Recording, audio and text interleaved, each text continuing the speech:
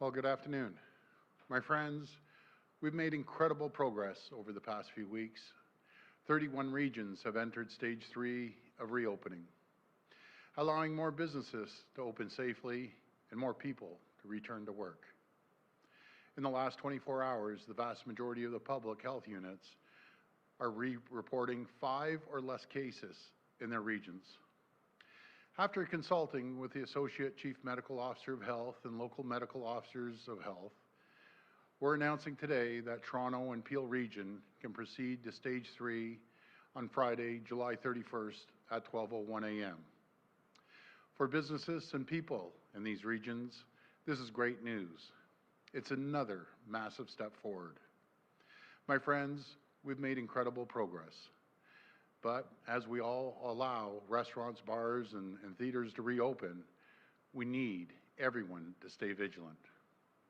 Wear a face covering, practice physical distancing, and wash your hands.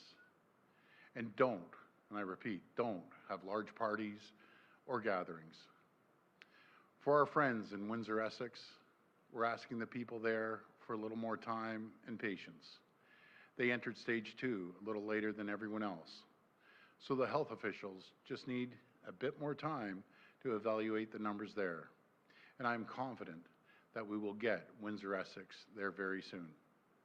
My friends, we are making real progress. Today's numbers are very, very encouraging. The reality is, until we find a vaccine, COVID-19 is here to stay. But today's numbers should give us some hope. We're on the right path, and nowhere is that more progress, more clear than in our long-term care homes.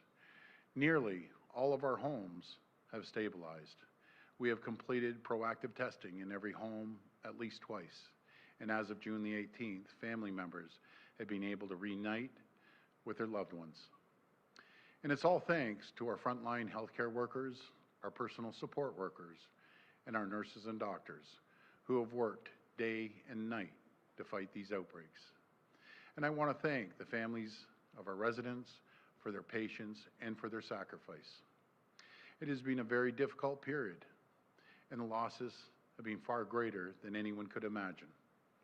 The outbreak highlighted the cracks within the system that has been broken for years. It was a crisis decades in the making. My friends, as I always say, our government didn't create this problem, but I can promise you, we're going to fix it. Because our seniors deserve better. As Premier, I stood at this podium and made a commitment to the residents and families that there would be accountability, that there would be justice for them, that there would be answers. Today, we are delivering on that promise. We're appointing an independent commission to conduct a full-scale investigation into COVID-19 and long-term care. The commission will be led by Associate Chief Justice Frank Marrocco, who has practiced law for 33 years and worked on a number of high-profile cases. He'll be supported by Angela Koch, a former OPS executive with 27 years of experience in modernizing and reforming government, and Dr. Jack Hitz, a former president and CEO of the Ottawa Hospital and one of the most respected healthcare CEOs in the entire country. Together, they have decades of experience. They will conduct as many interviews as necessary. They will require records to be produced, and they will summon as many people as they need to until we get down to the bottom of this. No stone will be left unturned because our seniors deserve nothing less, and our government will support that work all the way. I look forward to receiving their report next spring. And we won't stop until every senior across Ontario has access to the care and dignity they deserve. Thank you, and God bless the people of Ontario. Now I'll hand it over to Minister Fullerton.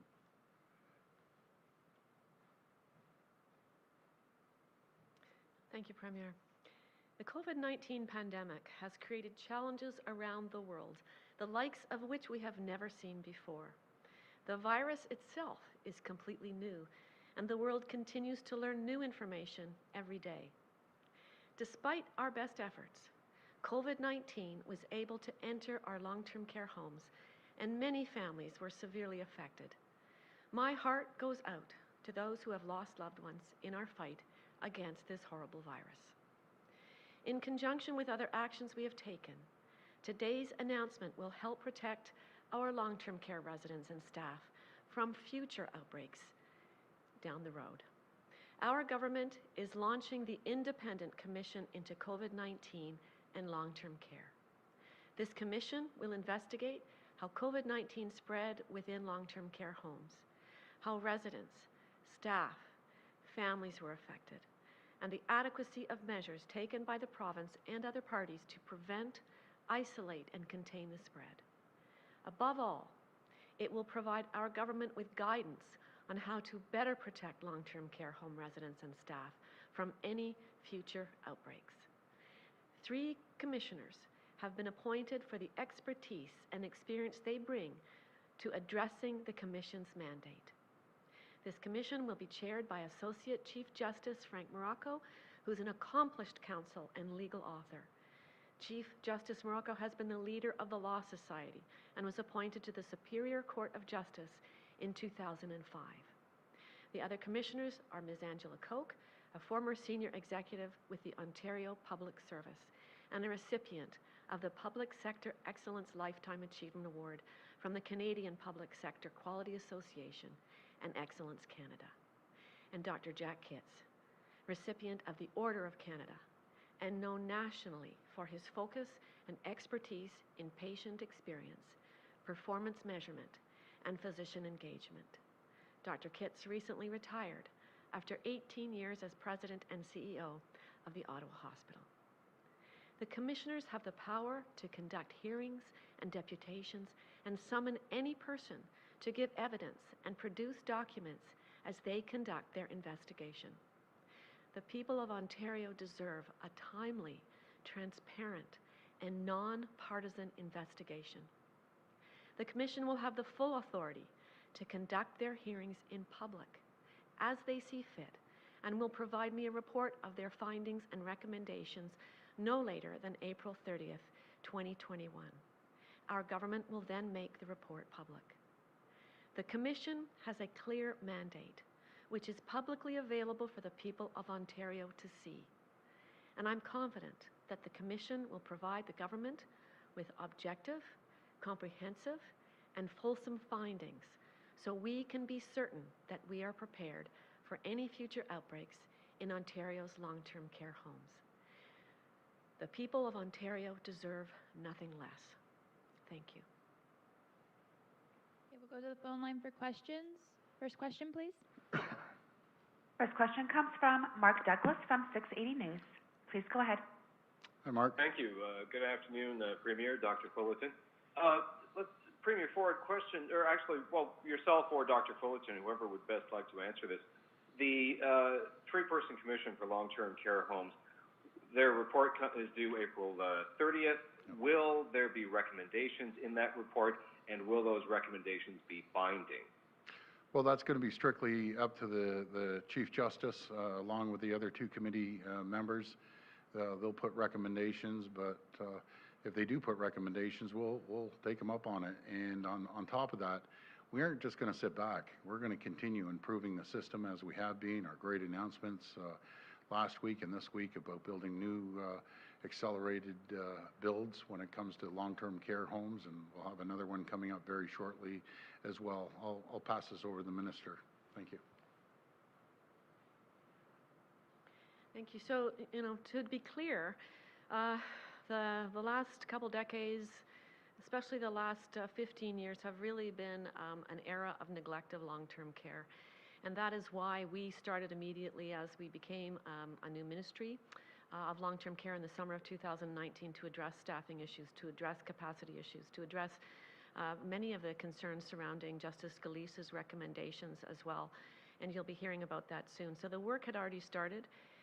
We know how devastating COVID-19 was to our long-term care homes, many of them. And that is why we are continuing to take a transparent effort to make sure that the Commission provides as much guidance as possible to us. We want to be open-minded and transparent with the Ontario public. We must make this better. Follow-up? Thank you. I hate to waste the follow-up just repeating the same question, but I don't think I got a clear answer to my first question. Premier, you said, if they make recommendations, you'll take them up on that. Does that mean these are going to be binding recommendations if they even make recommendations? Well, again, Mark, that's going to be up to the Commission. It's going to be totally independent. They're going to have free rein to summon anyone, to make recommendations, not make recommendations. But I want to get down to the bottom of this. I really do. We're fixing the problem from now till then, and we're going to continue fixing it. But I need answers. I want answers. I want this Commission to move forward. And we have three very, very credible people running this Commission. And I also want to mention, I have the two greatest ministers standing behind me. One that's here every day, my great Deputy Premier, and Dr. Fullerton, that has 30 years as a physician, but not only 30 years, but over 30 years, but also working in long-term care. These two women are amazing. They're my rock. When I'm up here, they're my rock. They're the experts when it comes to health care.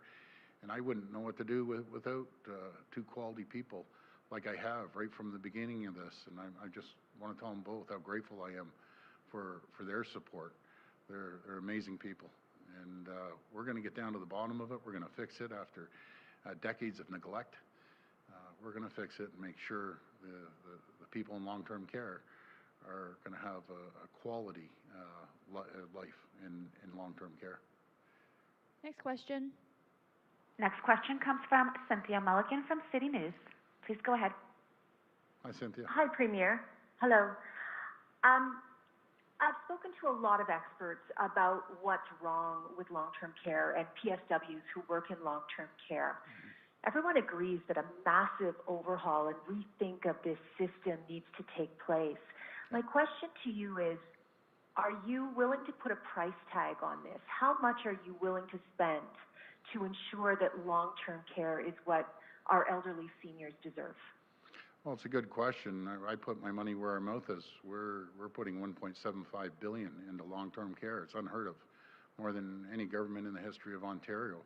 We're putting over 230 million, 35 million, somewhere around there, into helping support long-term care right now, no matter if it's hiring new people or having rigorous cleaning throughout the entire system.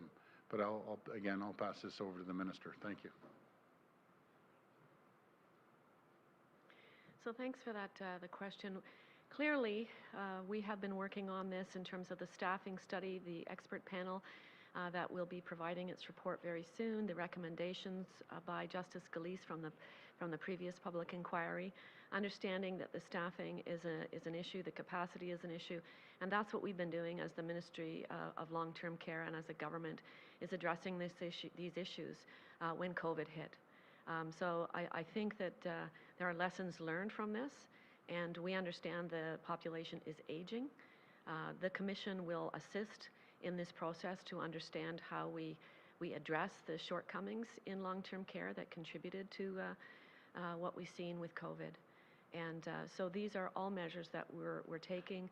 Also, I want to speak to the integration of long-term care into the overall healthcare system and with acute care, because I think that is such an important aspect of the infection prevention and control, bringing the expertise that we need. And so I'm looking very forward to the expert panel report and their recommendations as well. So this work is ongoing, and we will have to assess the way forward in terms of costing. That all has to be understood first. Thank you. Follow-up? Thank you. My follow-up is for the Premier. Premier, this is on behalf of my colleague, Faiza Amin. Schuler Farms is challenging the Norfolk and Haldimand's Medical Officer of Health on his COVID-19 policy of capping bunkhouse occupancy. The farmers say the rest of the province is not subjected to these rules and that they shouldn't be either. They also say they don't have proper access to testing that requires them to travel 20 minutes and book an appointment, or private testing costing $140 per person. How do you respond to both of these very serious concerns? Well, first of all, going back to your other question, I apologize, Cynthia. It was $243 million, my staff just told me. about going in long-term care. To answer the Halderman Norfolk question, each chief medical officer has the authority under Section 22 of the Health Act to put in certain procedures and protocols and guidelines in that area. But we can always sit down and talk to them, and I'll ask the Minister of Health to come up and make a comment on this as well. But again, there are 34 independent chief medical officers for each region.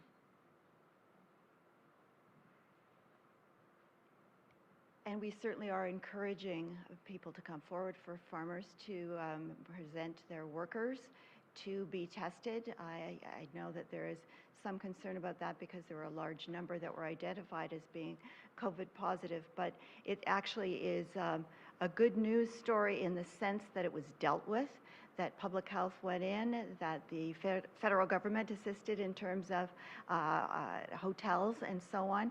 So when all levels of government work together, municipal, provincial, and federal, we can solve the problem. But we really encourage every farmer that has temporary agricultural workers, working with them to please have them tested. We can send in mobile testing groups to come to the farms that don't have to travel to an assessment center. We want to work with them to make sure that a good solution can be found so that everyone can be tested, and we have the resources on the ground in order to be able to do that. Next question. Next question comes from Lucas Meyer from News Talk 1010. Please go ahead. Hi, Lucas. Hi, Premier. Good afternoon. Pivoting to education a little bit, the Sick Kids report recommendations, the updated ones that came out today, they are not recommending, there was some disagreement on this, but they're not recommending use for elementary students. They are recommending them for middle and high school so long as physical distancing can be maintained. On these specific recommendations, do you agree with those? Well, I could never argue against medical professionals, especially at Sick Kids or any medical professional. They're the professionals. I know the minister is going to be rolling out his plan this week, and he's taking advice from Sick Kids Hospital, UHN, other hospitals throughout the province, consulting with the boards. So they're the experts when it comes to health, and I highly recommend that we follow the health experts as we've been doing from day one. Some people have concerns about these masks. Some other people are saying they should be wearing them. This is a path we're going down that nowhere in the world, they don't know what exactly is going to happen.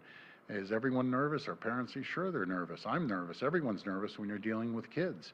There's going to be 2 million kids going back to class, and 140,000 teachers. That's concerning, 100%. And what's even more concerning is if one of the kids have COVID and they bring it home to their parents or their grandparents. You just do the numbers. I mean, you have 2 million of anything, adults, kids, or in an environment. It's going to be a tough challenge, but we'll get through it. We'll work together. We work collaboratively with everyone. And as I've always said, because we're working collaboratively with municipalities and federal governments and health experts, we're in the spot that we are today, which is pretty incredible in my opinion. And I want to emphasize this every time I say this. I play the smallest part in this. It's the people, the 14.5 million people, the frontline healthcare workers. But when you look at 28,000 tests and we came out with 77 cases, that's impressive. And I want to thank the people of Ontario. You guys are absolute champions. That's impressive. And when they're using Ontario as examples around the world, that's impressive. But again, we can't take our eye off the ball for a second. It will come back and bite us in the backside, this second wave, like we've never seen before. So by no means is this over. And continue practicing social distance. I emphasize, do not have parties. Do not have these big gatherings because we're risking everything. We're really making a lot of ground. So thank you. Follow-up? Thanks. Well, Premier, if you want to go ahead and confirm that education announcement is coming tomorrow, by all means. My follow-up is regarding what you mentioned about the price gouging in Barrie and Orillia. Obviously, you and the Mayor of Barrie have gone back and forth in disagreement about this, but you did mention on Friday that you were going to talk to the Attorney General about this, saying that you jump on it. Are there any actual, legislative measures happening here? So within about 10 minutes after my press conference, I called the Attorney General and also called Minister Dunlop. They both represent the area of Orillia and Barrie, and they were concerned. And Minister Dunlop told me a story. She went down and talked to the restaurants and so on and so forth, and the small businesses, and they said it's very quiet down there. Where the boat launch was and where the docks are, it used to be packed. Now it's absolutely empty. And I had a staff member, ironically, the staff member comes up to me after the press conference. He goes, "It's amazing you said that. I had to pay $50 for parking in Barrie, and then I spent $100 at a restaurant." He goes, "I'll never go back there again until they lower the prices." So what's happening, and I understand the mayor, what he's doing, both of them. I don't want to knock him. He thinks he's doing the right thing. But overall, in the big picture, it's hurting businesses. Usually these places like Orillia, Barrie, Huntsville, so on and so forth, they want tourists there. They want them to spend their money. And a perfect example was one of my staff members saying, "I'm not going back there until they lower the prices." So what I understand through the two representatives in that area, businesses are struggling. Restaurants are struggling. Maybe things have changed in the last week, but I'd like to support the businesses. I think things will level off, and people will go to other places as well. I just want to support the people of Barrie and Orillia. That's what I want to do. I don't want to be arguing with any mayors or anything. We've worked so well together, and they're good people, really good people. They're doing the best in their mind for the residents, but it's hurting businesses as sure as I'm standing here. Next question. Next question comes from Randy Rath from Sage TV. Please go ahead. Hi, Randy. Hi, Premier. Since COVID came about, since it started, for-profit long-term care homes have had scores of people die in them under horrible circumstance. And during that same period, long-term care homes have paid dividends in the tens of millions of dollars to their shareholders while spending a fraction of that dealing with COVID. How can anyone look at that and think that that's an acceptable situation? Well, I don't think it's acceptable, but Randy, I just hate painting everyone with a broad brush. At the peak of this, absolutely at the peak, the worst scenario that we're facing, we had about 22% homes, which is unacceptable. We had close to 80% that were clean as a whistle, and they were doing a good job. But the ones that we got the reports, they're going to be held accountable. It's very simple. And we're building those accelerated builds out in Peel and over by Lake Ridge Health and Pickering Ajax. We're fully funding it. And I love the idea, Randy, of campuses of care, meaning, be it a senior's home or long-term care, either close, a stone's throw away from a hospital, or attached to a hospital. And the hospitals have been incredible supporting us and going into these homes. But again, I'll pass this over to the Minister of Long-Term Care. Thank you. So I understand the concerns regarding this, but it is not about ownership. There are many, many variables. We have to remember that it's putting the residents at the center that matters. How does the resident get the quality of care that they deserve, that their families deserve, as we move forward? And clearly, capacity issues in our long-term care homes, 99% capacity going into COVID, looking at the staffing crisis that was ongoing, and other issues surrounding certain regions more greatly affected than others. And we also know that as cases rise in a community, it's more likely to affect that long-term care home because of the staffing, and the staff live in that community. So there are many, many variables, but we must absolutely put the resident at the center and their families, and that is the imperative here as we move forward. So whether it's a municipal home, a not-for-profit, or for-profit home, if we always keep the resident at the center so that they get the very best care that's possible and the very highest quality that's possible, then I think we have the foundation that's critical as we move forward. Thank you. Follow up? Yeah, okay, on another subject entirely. The City of St. Catharines has decided, and we've talked about this sort of thing before, that their beaches can only be used by residents. They're public beaches. Is that an acceptable thing to see happening in Ontario, Premier? I don't think it's a fair thing. We're all paying taxes. Everyone's pitching in. Everyone's helping out. I wouldn't recommend it. They're public beaches. I understand the situation in St. Catharines or Barrie or Orillia, but everything's going to level off. There'll be one day that those regions are going to be begging for people to come.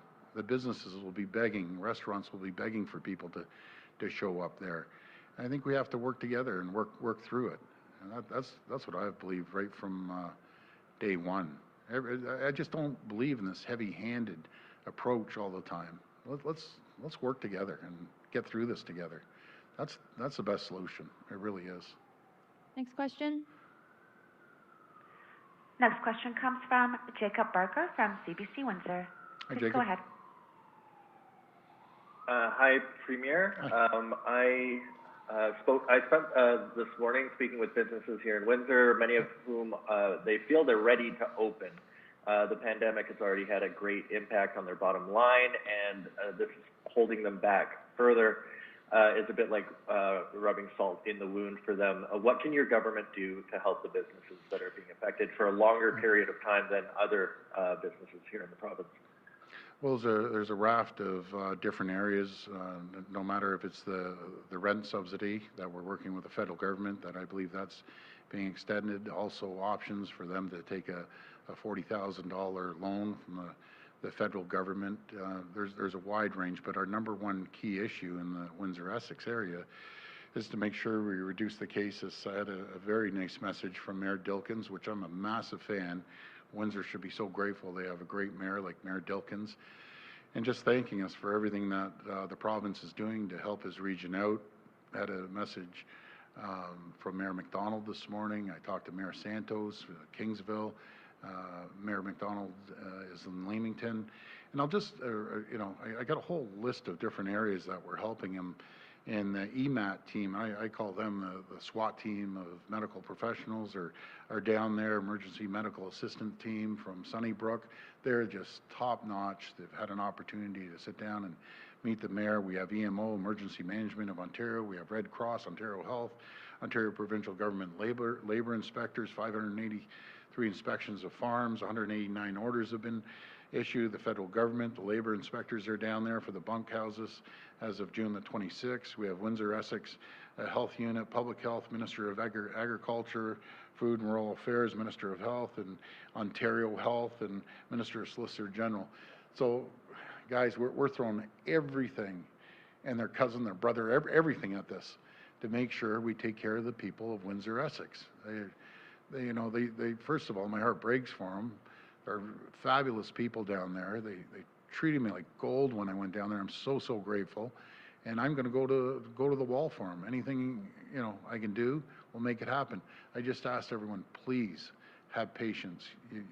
We're a week behind there, and it might take another week, but we'll do everything we can to help them get back on their feet and support them. I'll tell you, there's a lot of love from our province going down, and from myself down to the great folks in Essex, Windsor, and I'll be down there again. I think it's next week or 2 weeks. 2 weeks? 2 weeks I'll be down there, and I'll be going into Windsor and meeting the great mayor down there and dropping by Essex one more time. It means a lot to me, those people, and I want to get them back on their feet. Follow-up? My next question, it's on behalf of my colleagues at News Network, CBC News Network, and since testing criteria has expanded, Ontarians are now getting tested for COVID-19 even if they don't have symptoms, because they want to go see their elderly grandparents or hold family gatherings like barbecues or cottage weekends, sometimes without physical distancing or masks. What's your take on this approach, and do you think your government needs to better inform people about the high rate of false negatives that could offer a false sense of security? Well, I'm going to pass it to the Minister of Health, but before I do, it's the golden rule, guys. Until we find a vaccine, we're living with this. And we're doing, I say we again, the 14.5 million people are doing a great job fighting this COVID-19. But the golden rule is to make sure you social distance, wear a face covering of some sort, and stay out of large gatherings and large crowds. It's, you know, we've never spent more money on advertising ever, neither has the federal government, more about educating people. And you can't turn on the news, you can't turn on a channel without the media, which have done an incredible job, and I thank each and every one of you. They've been, you know, really just hitting the message one after the other. So we're grateful. Everyone's on the same page. Anyone who plays ignorance on this, it's just not fair to the rest of the people, because they know the rules, they know the guidelines. I'll pass it over to the Minister of Health. Well, we absolutely need to protect our vulnerable populations, seniors being among that group, and people are being very responsible. They are getting tested before they see their family members, and they know that that's an important step that they need to take. So we do encourage people to continue to go to the assessment centers, to continue to be tested if you feel that you have been in touch with someone with COVID-19 or you're exhibiting some symptoms. Please do go and get tested, but as the Premier said, we still need to continue to follow the public health rules. Just because we had good numbers today, it doesn't mean we can take our foot off the gas. We still need to be very vigilant. We still need to practice the physical distancing, still need to wear face coverings where we're not able to do that. Frequent hand washing and all the other public health measures are more important than ever now, and testing is included in that as well. Last question. The last question comes from Christina Tanalia from CP24. Please go ahead. Hi, Christina. Hi, Premier. Hi, Minister. Thank you so much. So, Premier, you promised accountability for long-term care homes, and you also previously said that homes in the CAF report could face charges. But according to the terms of reference for the Commission, the Commissioners can't make any conclusion or recommendation regarding the civil or criminal responsibility of any person or organization. What I'm wondering is why not? How can long-term care owners or operators be held accountable if the Commissioners can't make these conclusions if necessary?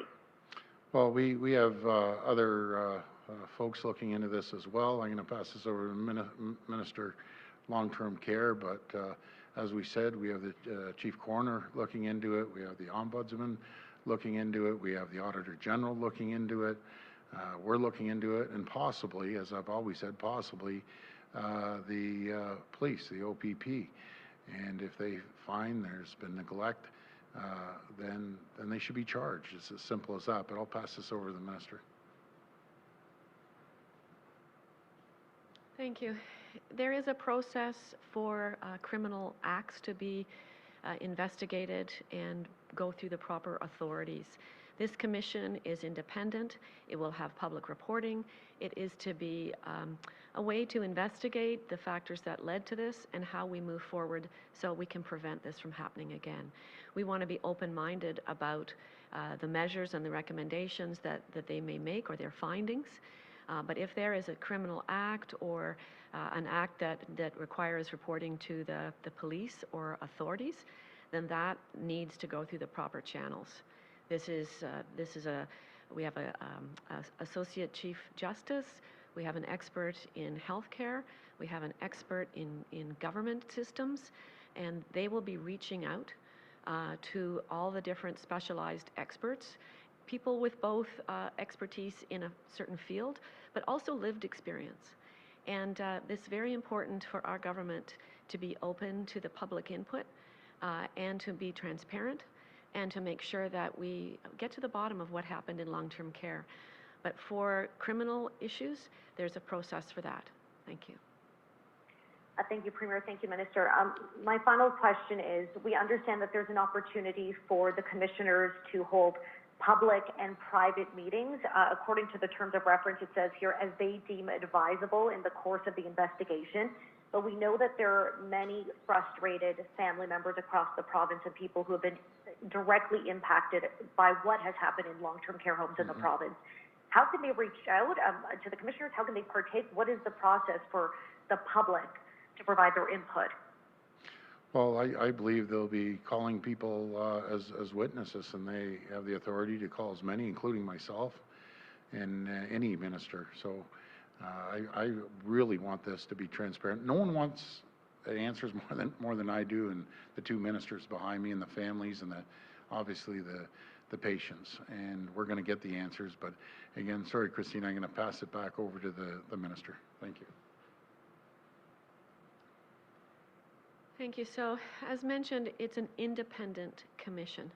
So they have the ability to summon people, they have ability to access documents, but they will be determining as they see fit the process. They will have at their avail, they will have the Secretariat to support them in this from the Ontario Public Service. And so we are making sure that they are resourced as they need to make sure that they can determine what next steps they need to make. So our intention absolutely is to be transparent and this to be independent, and for those commissioners to determine what they need. Thank you. Thank you, everyone. That's right. Thank you, everyone.